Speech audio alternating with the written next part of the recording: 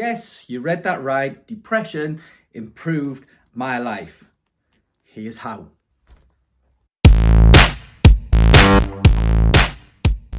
Hi, this is Matthew Williams from Knockout Depression, and I want to share with you 3 ways that depression actually improved my life. And if you stick around till the end, I'm going to share a bonus 4th. Anybody that's experienced depression knows that it's a horrific thing to go through. I wouldn't wish it on my worst enemy. It's terrible. I hope I never go back there. But on the other side of depression, there's been lessons that I've taken forward from that experience that has really helped to improve my life. So I'm going to share with you how. Before I do that, you can download a free resource, Getting Up When You Think You Can't, which shares 12 powerful lessons that boxing can teach us to help us in the fight to knock out depression. Now, Tyson Fury is a good example of someone who shows us that we can go through something as terrible as depression and come through on the other end to go on and achieve fantastic things. He has had well-publicised struggles where he went up to, I think, around 28 stone in weight. He was drinking a lot, he was taking drugs, and he made a fantastic comeback where he regained the World Heavyweight Championship. And who can forget that iconic moment when in his first fight against Deontay Wilder, he was knocked down in the final round and miraculously managed to not only get up, but to win the rest of the round. Absolutely fantastic and symbolic of his rise from depression. So the first way I want to share with you in which depression ultimately improved my life is that it helped me to realise just how powerful our brains and our minds are. Now, in my case, I realised that if depression had the power to strip me of myself to the point where I was unrecognisable, I could barely speak, things that were simple and easy to do in relation to work, I just couldn't do anymore. I was gripped with terror at the most simple things. I just wasn't me anymore. And I just could not recognise what depression had done to me. And over time, I came to realise if my brain is so powerful that it can do all of that to me and it can drag me so low, then there's got to be an opposite to that. That my brain has potential, so much potential that is untapped. Why couldn't it be used in a way to create and do and achieve things that I never imagined? And that was a fundamental mindset shift for me. Now, the second way in which depression made my life ultimately better is that I realised that nothing could be worse than feeling the way I felt in the grip of depression. Nothing. And since then, I've been tested by life, as we all are, and terrible things have happened, and most specifically the loss of my partner.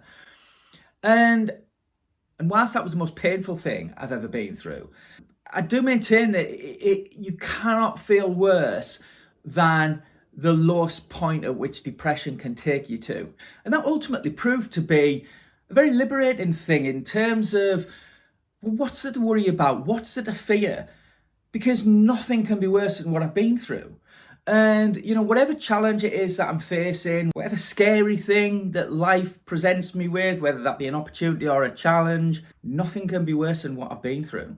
So it's taken away, I guess, a lot of the fears that would have held me back from doing the things that I've gone on to do since coming through depression. It really has helped to remove the fear and limitations that I would place on myself. Because if things don't work out, if things go badly, I've been through worse. And what's to say that they will be bad? Or what if it goes better than I ever expected? Now, that's not to say I'm perfect and I don't have things to work on, because that's not true at all. Some of these things, they're kind of still there, but I'm much more aware of them and I'm able to challenge and overcome those kind of fears and doubts and worries that, of course, it's natural to have from time to time. Now, the third thing relates to an area that I'm sure lots of us can relate to. And it's something I say a lot on my programs, is that people are very concerned about what other people might think. And this is a big thing that can stop us from really being ourselves and pursuing the life and the opportunities that we would want for us, but we worry about what other people think. What if we fail? What will people think? I mean, even what if we succeed and we become a big success? What will people think? Will they think I'm a big head? Will, whatever it might be. But so much store can be put in what other people might think of us and our choices and what it is we're doing with our lives. But I realised that when I was at my worst, I was very, very alone. And even if I had people around me, it was only me that was in that place, going through that terrible experience.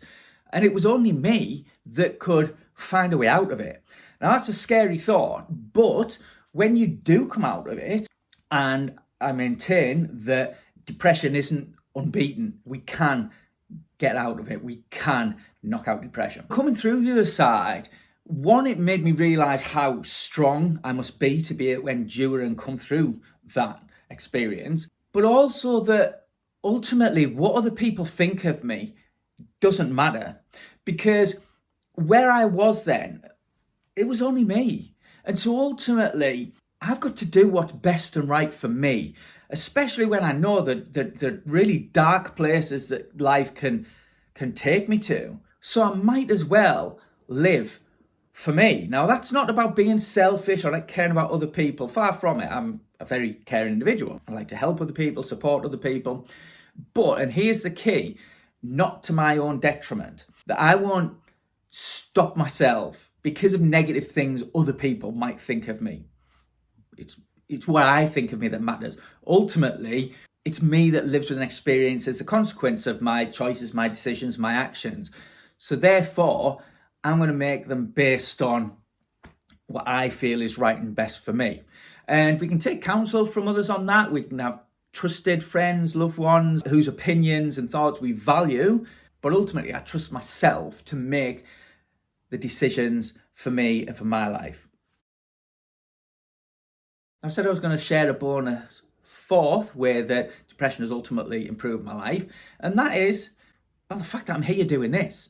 I think like many people who have gone through a struggle with mental health, you don't want anybody else to experience that. It's such a horrendous thing that many people, having come through it, want to pay it forward, if you like, or give back in some way, whether that be raising money for charity, getting involved in volunteering, setting up their own organisation, like I have done.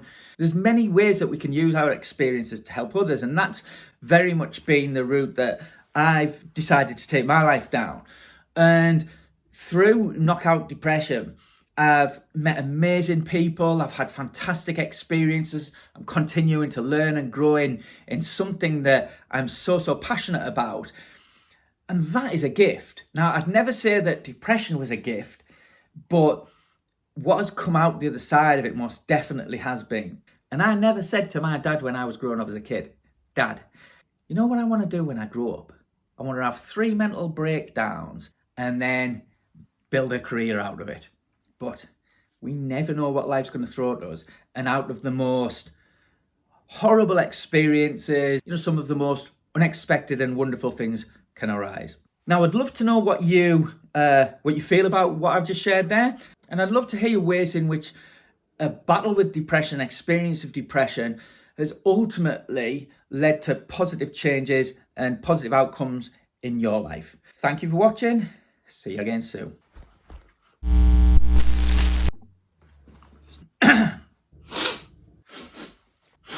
And that